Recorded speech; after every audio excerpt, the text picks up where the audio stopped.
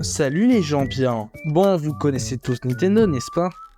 Car je fais trop de vidéos de jeux Nintendo, mais en fait beaucoup trop. Big N a révolutionné l'industrie du jeu vidéo avec sa Famicom, NES internationale ou Hyundai Comboy en Corée du Sud, sortie en 1983 au Japon, qui a sauvé littéralement l'industrie entière du jeu vidéo. Mais avant cette console mythique, l'entreprise fondée à Kyoto a copié les consoles Pong, voire avant les Lego.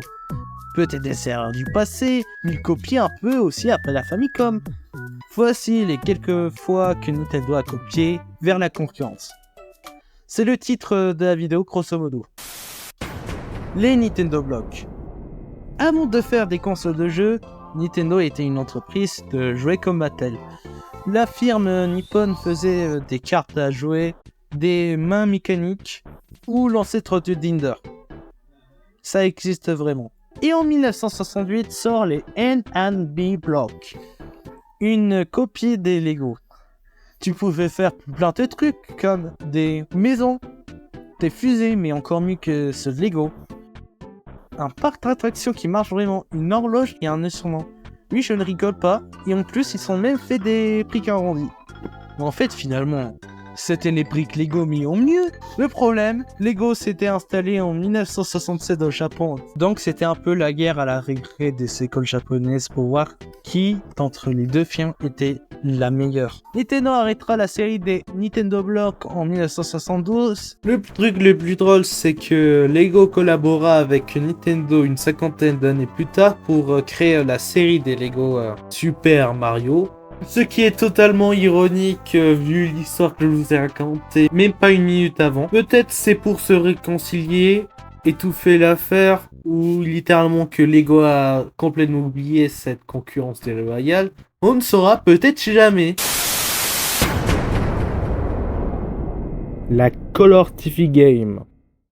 En 1977, la firme de jouets décide de se lancer dans le business du jeu vidéo gaming avec la série des Color TV Games, dont les deux premières consoles sont des consoles Pong, comme 900 autres partout dans le monde à cette époque.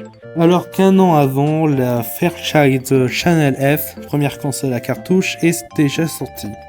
Non seulement c'était une copie d'autres consoles à l'époque qui étaient eux-mêmes des copies de Pong, mais en plus, cette console était déjà obsolète car il n'avait pas de port de cartouche interchangeable. Heureusement, ils sortent d'autres Color TV Games avec d'autres jeux intégrés que Pong. Car c'est marrant de jouer à Pong, mais après on s'en lasse, tu vois. La troisième console sera la Color TV Game 112, qui a des jeux de course qui se ressemblent littéralement, à part les règles qui changent, mais sinon c'est le même truc. La quatrième sera la Block Kusuchi, conçue par Shigeru Miyamoto, le père de Mario et Zelda littéralement. Un portage de Breakout qui rencontre un succès énorme car c'est la console la plus vendue des Color TV Games. La dernière est la Computer TV Game, portage de Computer Othello, jeu d'arcade de Nintendo qui est la version jeu vidéo du Reversi. En tout, la série des Color TV Games a été vendue à 3 415 45 exemplaires, ce qui en fait la série de consoles la plus vendue de la première génération de consoles de jeux vidéo.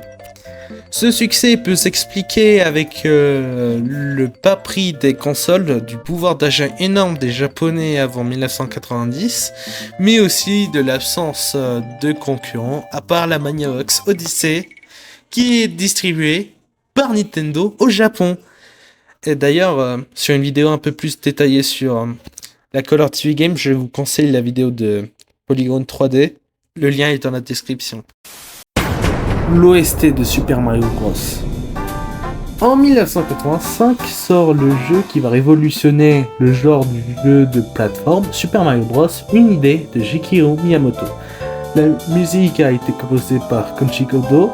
Ce dernier a dû écouter beaucoup de choses car il y a 3 de ces 6 musiques du jeu qui sont inspirées entre guillemets de musiques déjà existantes. Quoi, vous ne croyez pas ? Bah je vais vous montrer ça tout de suite même.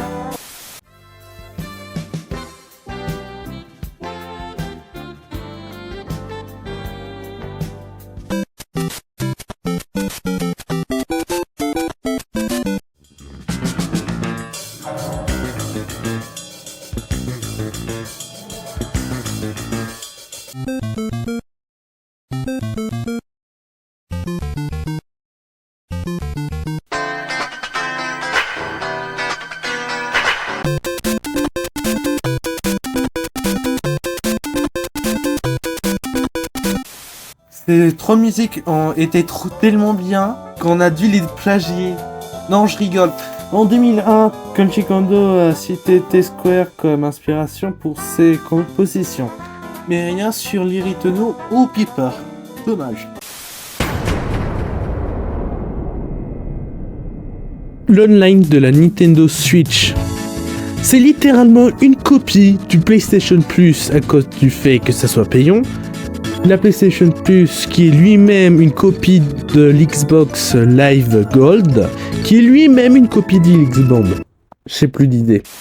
Ce n'était pas évident pour les recherches, pour trouver les sources et tout simplement voir si Nintendo a copié.